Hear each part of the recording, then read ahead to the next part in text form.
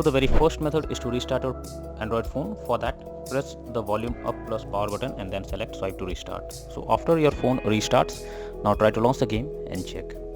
If not, next is to check your internet connection. So make sure your internet connection is stable. If you are using Wi-Fi, you can move to mobile data or do vice versa, and after that try to launch the game and check if the game is opening or not.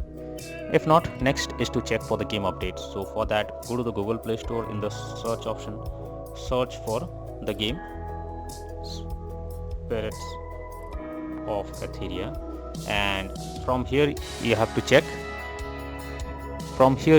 if there is any update available. If yes, update your game to the latest version, and after that launch the game and check.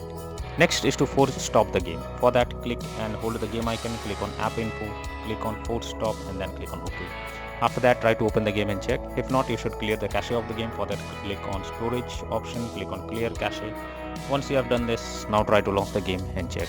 If you still face some kind of problem, then you can install a VPN app and then check if the game is opening or not. For that, go to Google Play Store. In the search option, search for VPN, and you will get lots of VPN apps available over here. Install any one of it. After that, log in to it and then change the location, and after that launch the game and check. If not, you should check if your phone OS needs any kind of update. For that, go to the settings, click on system update, and here you will find if there is any update available for your phone OS. If yes, update your phone OS to the latest version, and after that try to launch the game and check.